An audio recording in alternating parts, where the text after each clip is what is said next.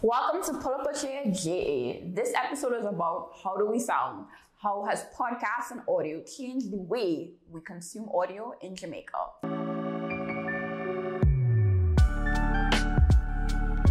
Pull Up a Chair JA is powered by Loop News and brought to you in partnership with SERUM.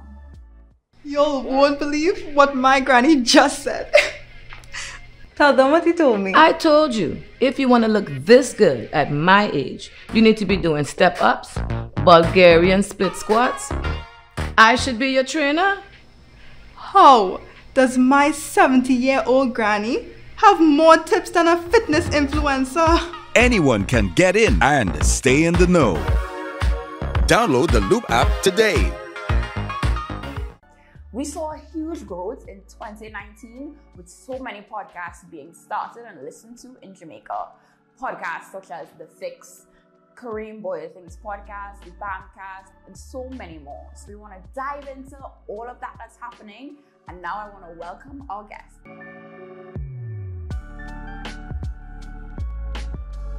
So I want to introduce our speakers today. We have Martin of the BamCast. We have Rosheika, who's also another podcaster, and we also have Kareem of Bwoyatingz podcast and radio show. So we want to dive right into the question. So audio is a landscape that has evolved in Jamaica. So my first question to everybody is, how is podcast paving the way in Jamaica in terms of the audio landscape? Ladies first. Yeah. Yeah. Ladies first. Oh, wow, guys. Let's put him out there. It has opened the type of content that is available in terms of audio, because previously radio programs have changed a lot in Jamaica. As you know, in terms of the landscape, more and more stations are trying to stick to a specific demographic, especially youth. And so in doing that, it's narrowed the type of content that persons can consume, especially in the region. And so podcasting has enabled not just young people, but persons interested in media to, in whatever sector that they're interested in, to start a podcast that is focused on that. And therefore, we have more persons, entertainment. I found a podcast on Spotify that is focused on Christianity. That is a Jamaican podcast. And then I realized there were several of those. My sports podcast, we didn't have that type of content, not just in Jamaica, but regionally. And so I think that gives us the opportunity to broaden the type of content that we consume locally and regionally. Definitely. Correct. I feel like she's coming up pretty well there. She's right. Yeah, pretty much. Another thing that podcasting has really done is that when you had radio, you have a set amount of stations and you have a schedule. So what podcasting, not just for those creating, but for those consuming as well, is everyone can find their own niche, because the world's full of people. You're not the only one that likes a certain thing. So maybe you want to start your own, or you just go look for a podcast and then you'll find a community around that topic. It really does help open up stuff for you and show you that you're not the only one out there that likes what you like. Yeah. I mean, she answered it all. I think it kind of shows how much or how diverse, content creators are in Jamaica. Right. And I did not realize this until I started my own podcast. And then I started to do sports podcasts. And then I started to say, like an all female panelist podcast. And like, we're so diverse as content creators. Mm-hmm. And I really and truly love that. It speaks really and truly about our depth as content creators and, as a whole, as Jamaicans or consumers. Basically. So I know you all spoke about a lot of the different genres and just like niches. But what do you think led to the podcast boom in Jamaica happening? Specifically Jamaica? Yeah, let's use Jamaica specifically for this one. COVID for me. Man. I was going to say COVID definitely COVID. helped. But podcasts had started before that. People doing their own little thing, but COVID definitely helped the boom of not necessarily everybody, but more people getting the idea of doing or creating stuff, doing different stuff online, trying out more stuff because they had the chance to. Yep. So in Jamaica specifically, the pandemic definitely helped push that.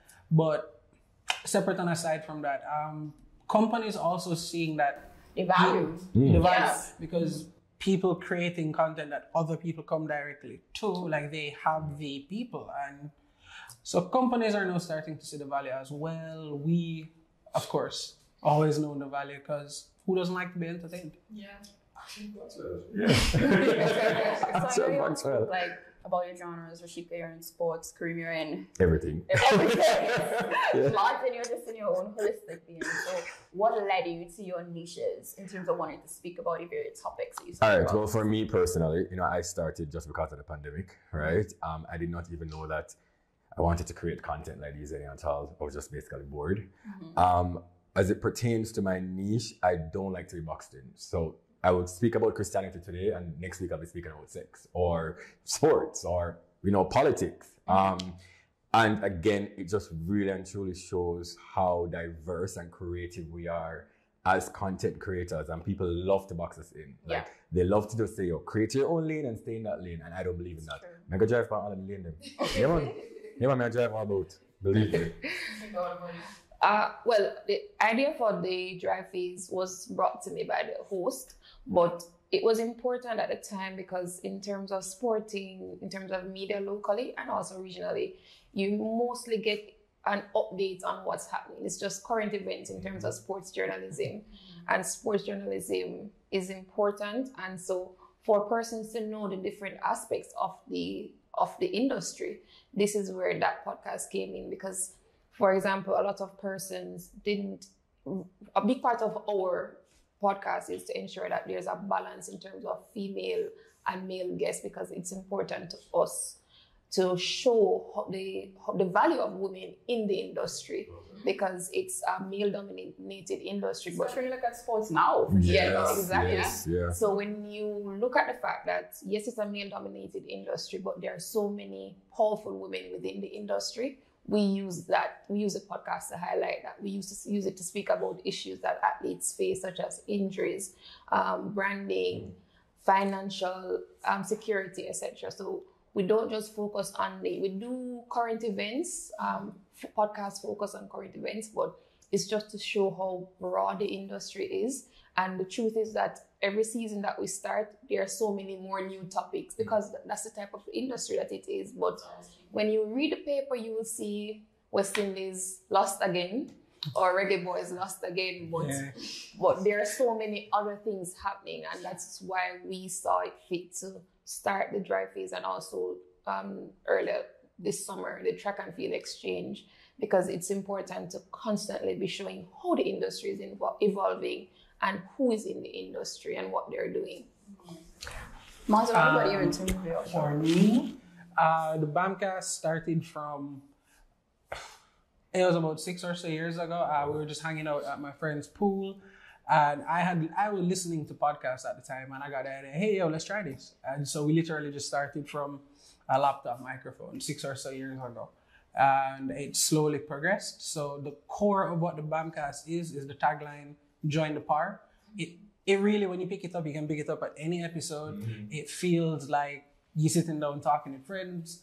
We're going to talk about like interesting stuff, maybe stuff for the week, maybe something that's bothering you.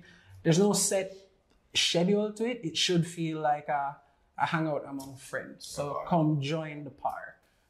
That would be the main focus of the BamCast and how we ended up in our little, as you said, our own niche. So I know she could touch on something related to sports a while ago, which was branding, but I want to use that to pivot into just monetization and partnerships of your podcast. And let's get into that more in Jamaica, in terms of the experiences that you've had with that.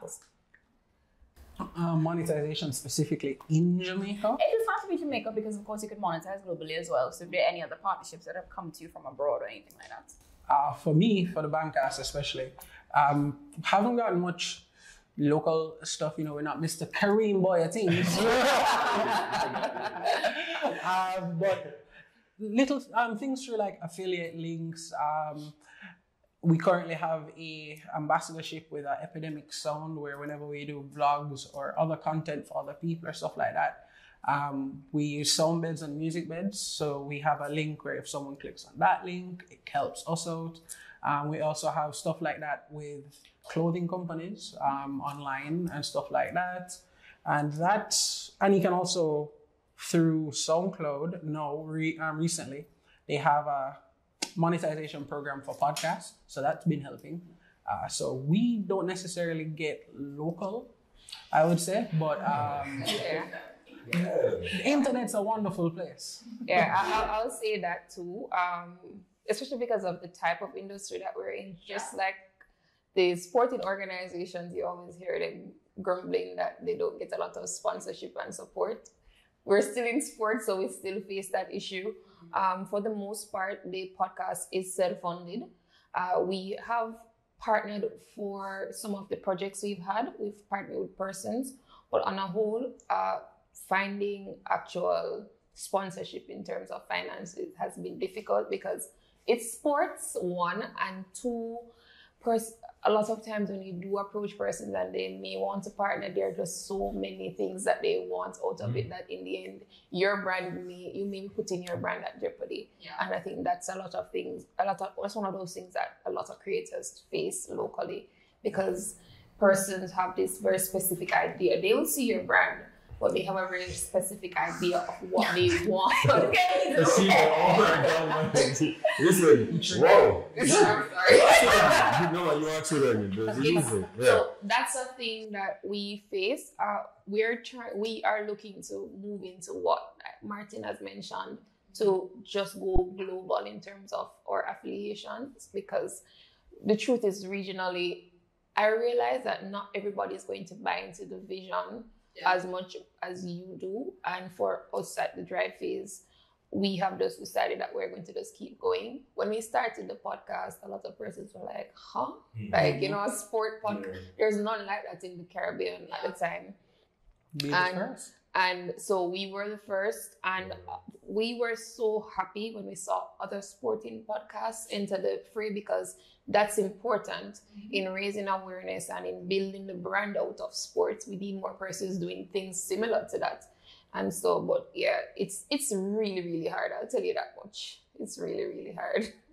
Can I throw something out before Kareem? Yeah. In terms of sporting, locally, it is definitely it's hard, but brand Jamaica, especially the sporting aspect that you guys have going, the world loves Jamaica.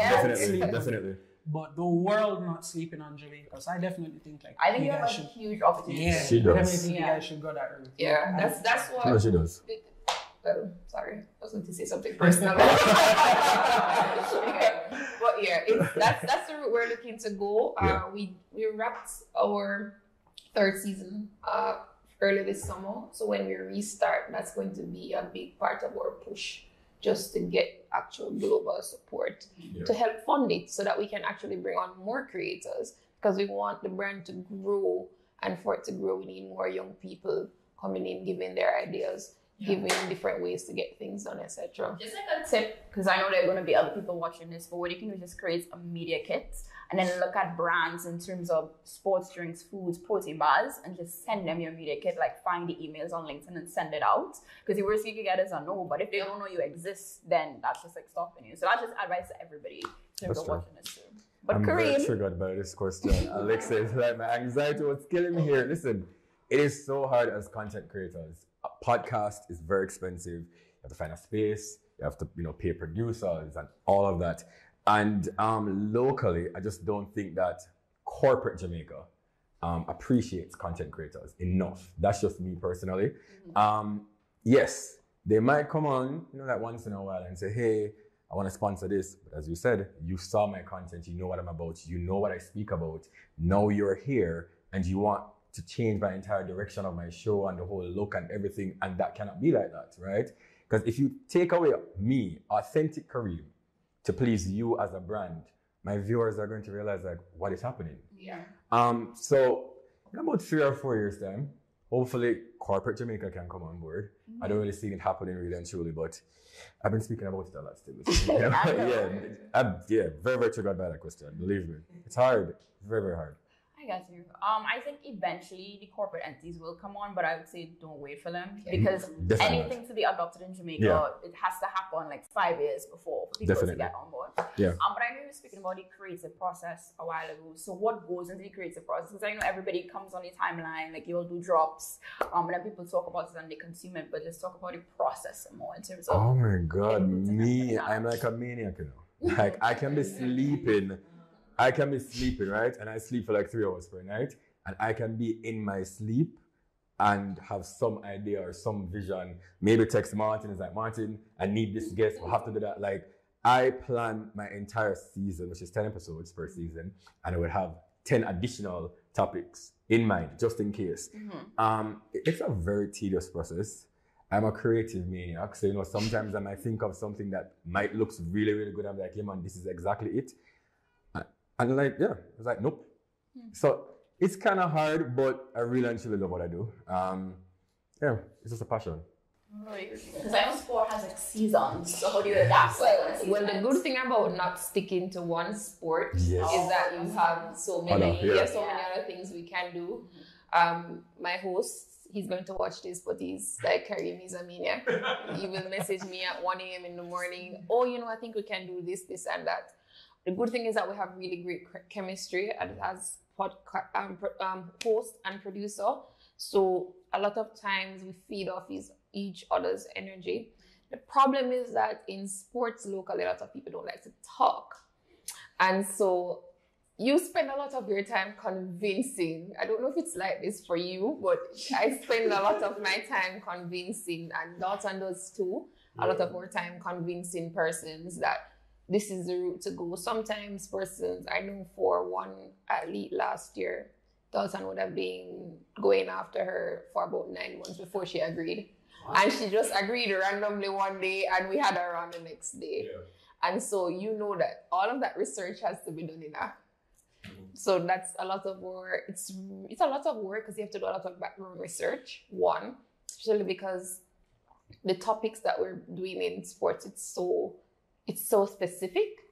And also you want to get new information out there. If this athlete has been interviewed 20 times, you want when you interview them for it to be different, for you to see a new side of their personality.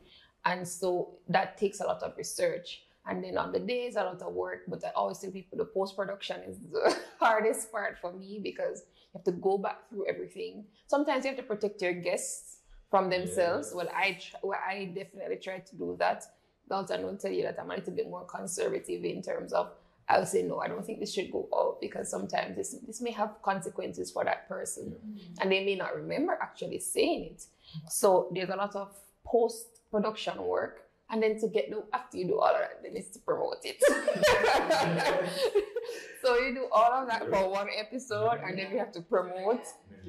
And then you do it again until the season ends. So it can be difficult, but I'll tell you this.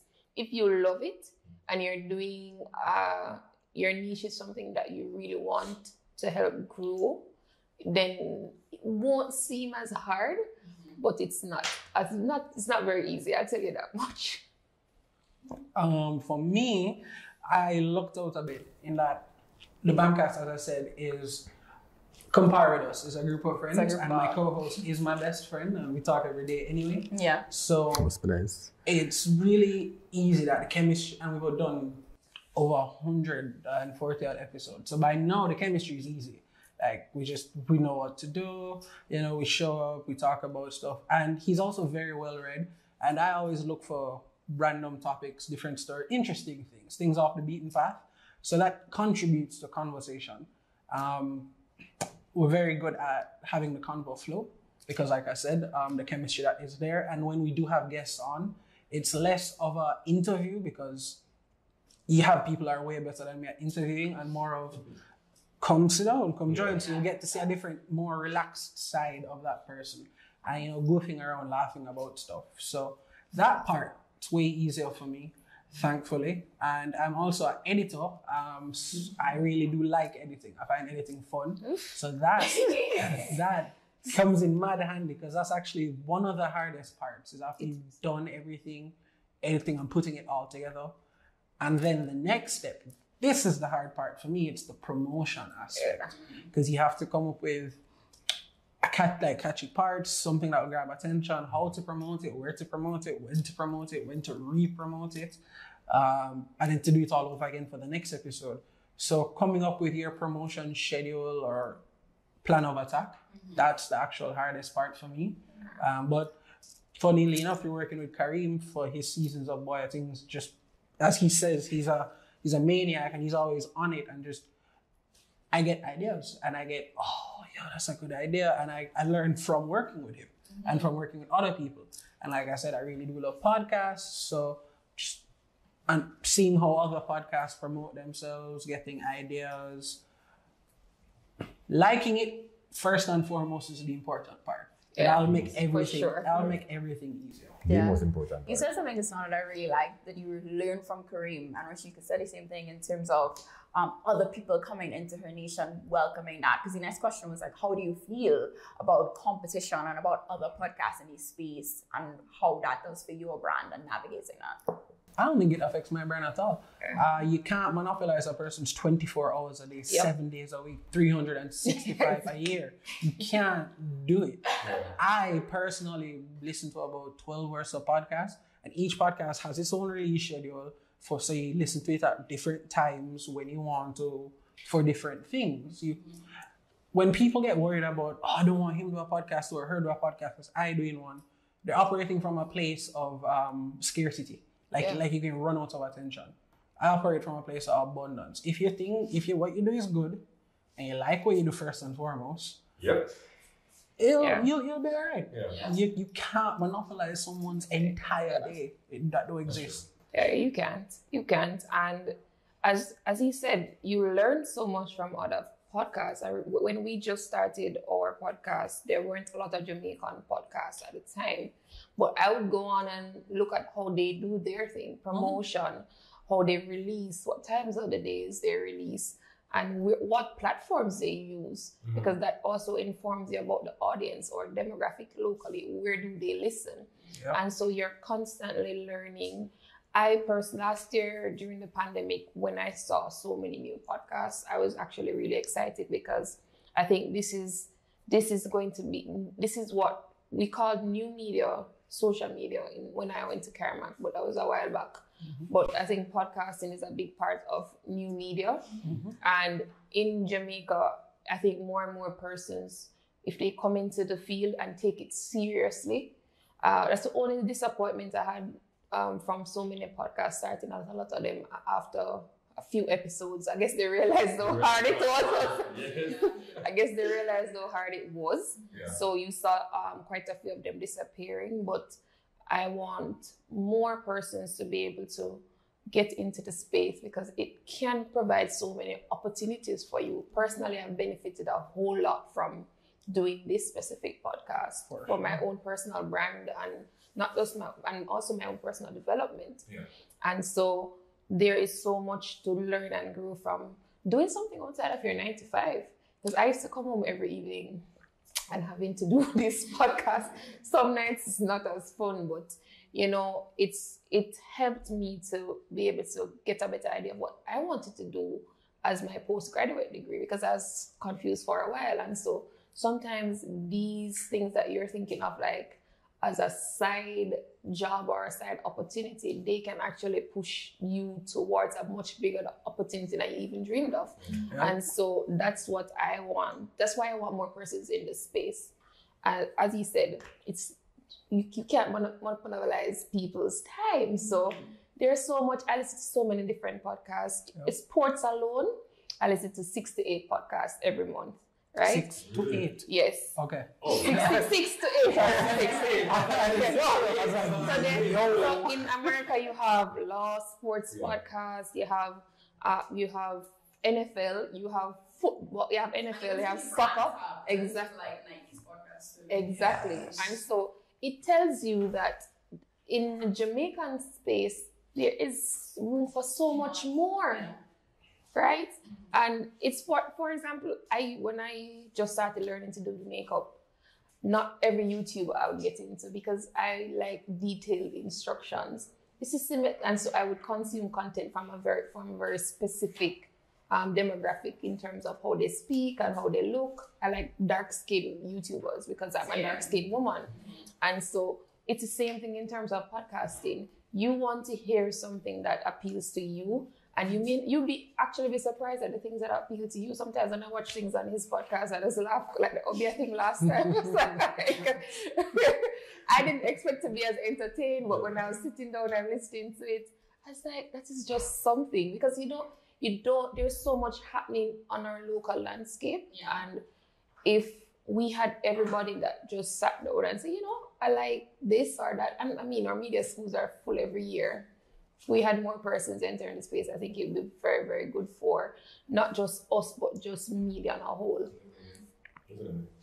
So I have a controversial question. So with this advent and even this like explosion of podcasts, do you think that radio is dead in Jamaica? No, it is not. I have a radio show. It is not. No, definitely not. Okay. Radio can appease or appeal to different masses. Like not everybody is going to SoundCloud or going on YouTube. Some people really and truly love them radio. Like I am very shocked each and every week by my numbers. And it's the same people that come over the podcast. And radio is going to always have those people. The older person still love them radio. Watch your clothes, then listen to your radio. So never.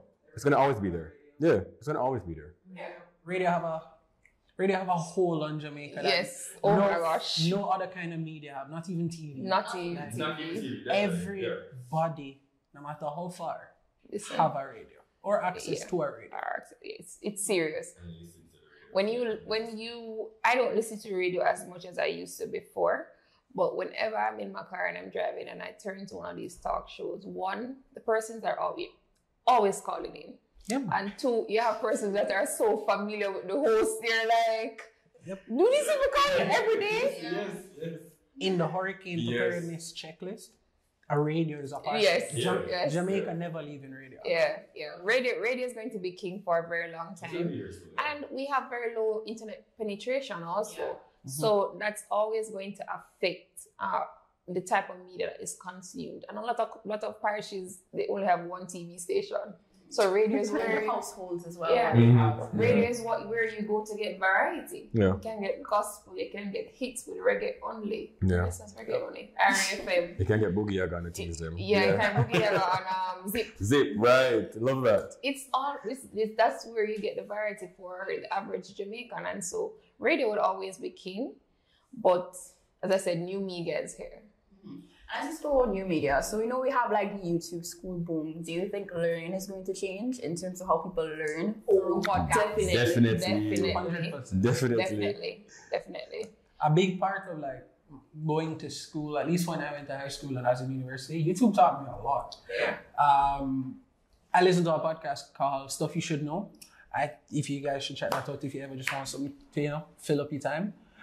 I can see that style of like teaching becoming not the main, but definitely supplemental to how people learn stuff for sure. So people listen to audiobooks are now a big boom. Like, people might not want to sit down and be physically reading, but they're consuming the audiobook, getting the information. I can fully see that being an avenue for education. For sure. Especially early education, like the sing-along jingles and stuff. Yes. That'll work. It will. And I'm about to start my postgrad degree, and I listen to a wide variety to be able to get perspective and to learn, because you'll be amazed when some of these persons, they're reading their intro at how experienced they are. And so when you literally have them on your phone, you can just go on and find the content.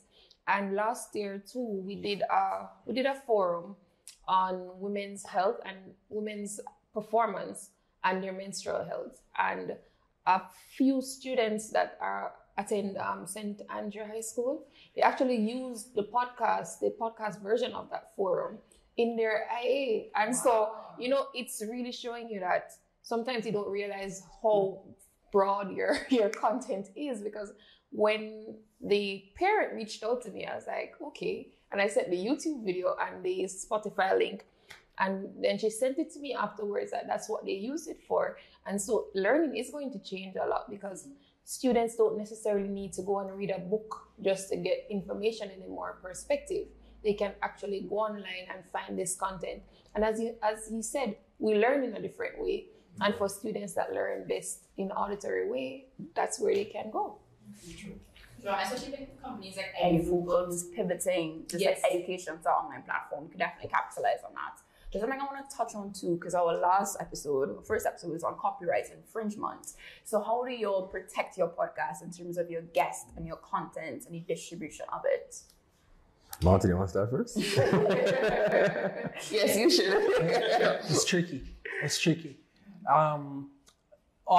Protecting your audio is a little different than protecting your video. Video is a little easier because you can watermark that, and they seal. So you can very easily brand that, and people are known. But your audio, especially if you're including clips from other stuff, you have to protect yourself as well as you don't want to infringe on other people's stuff. So, for example, say we're talking about a part of history on the BamCast, and I include like a little snippet of an interview. You have to cite that properly in your description of your audio bed, and then also for most places that post their podcast, you have the option under legal to protect your content or copyright your content or flat out state, I own this content. You need to make sure you utilize that. And not necessarily have a bunch of folders with all that information, but just know for a fact, I own this and know where to go to prove it. Because IP is a very strange thing here, where they'll just kind of grab it and use it for their benefit without crediting you at all. Oh, like when Kareem fell in the grass. I don't know what I'm saying. But you definitely have to protect your stuff. You have to. And be respectful about it. Locally, we registered the company. We registered as a company. That was one of the first steps that Dalton took in all his wisdom. Because the truth is that a lot of persons, creators start operating without actually having their legal framework to be protected. And that's one thing I'd say to any content creator, whether you've started or you want to start, that's the first step. Once you've decided on a name and you have a logo, register.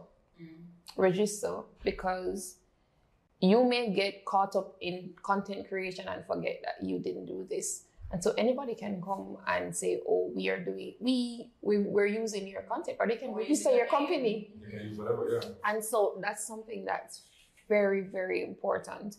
Similar to what he said, you say on your website, etc., that you own this content. And so we've been fortunate that when radio or TV or print picks up our content, they actually credit us because it's there, and also we can reach out legally if they infringe on that. And thankfully, we've not had a person usually come and ask for permission and or they cite. So thankfully, in the media landscape, that's what we do. In terms of with our guests, we don't share any content before it's finally edited and published. Because what happens sometimes I know content creators that had this problem where they give the content to the guest, and sometimes people, as I said to you, people start regretting things. So when you start editing, taking out things out of an episode, you may end up with nothing. And so that's one of our big rules. Nothing goes out to anybody but between the editor, who's Marshall, Dalton, and I.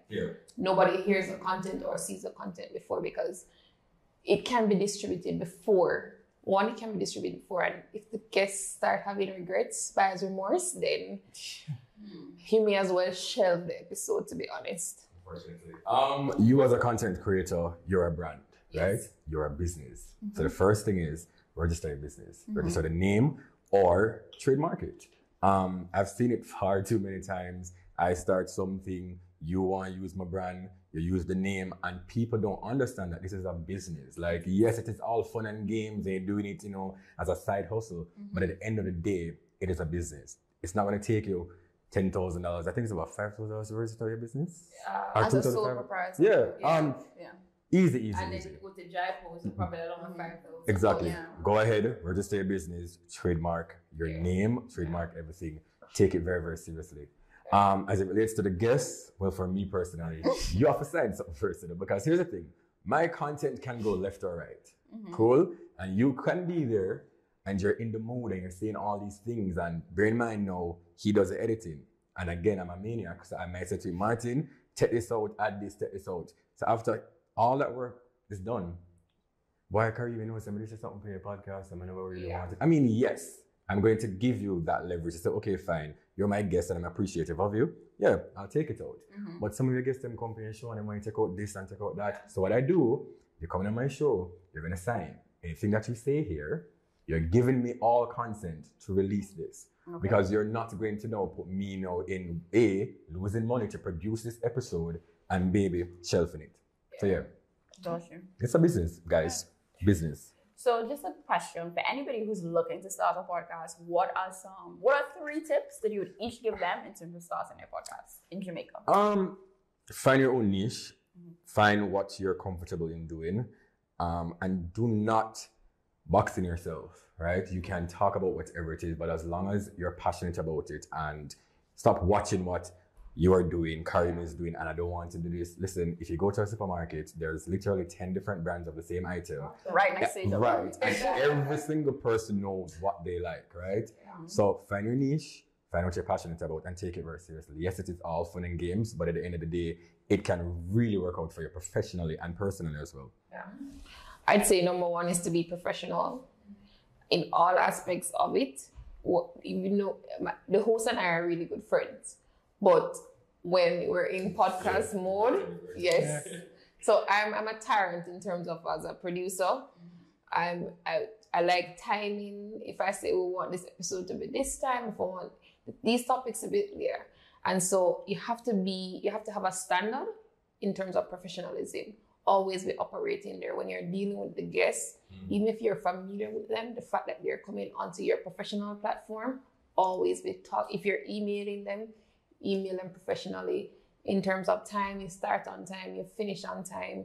And if you say to the guest, this is what is going to be discussed, and you can't backtrack, or just ensure that you're professional in all aspects. And 2, I would say, be flexible.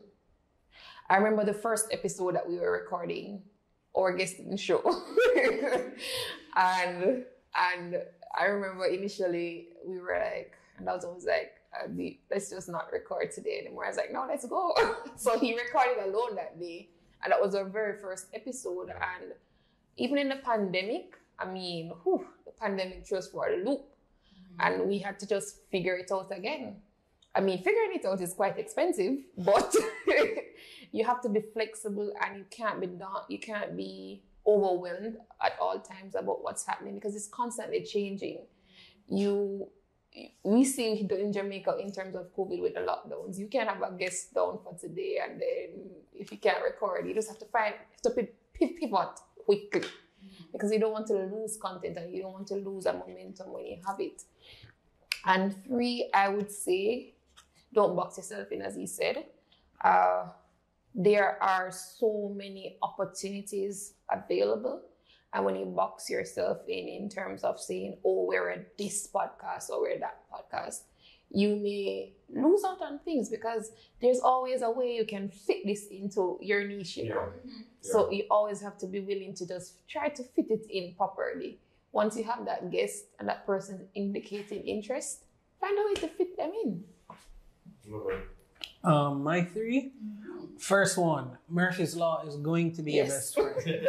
For those of you who don't know what I mean, anything that can go wrong will go wrong every time. Yes. That's just gonna be a thing. You eat yourself up about it, you're gonna go mad. You just gotta be flexible. Like she said, be adaptive to these things. Murphy's Law is just a fact. Second thing is, don't expect immediate don't expect things to just blow up in the like what you're doing, like what you're talking about, with who you're talking about, and do your thing. Slowly but surely, you'll get better. Progress will happen, especially if you're working at it, and you'll get where you're going, or you'll find where you want to go. Don't expect immediate gratification. And the final thing, what else I said? Murphy's Law. I said immediate gratification won't be a thing.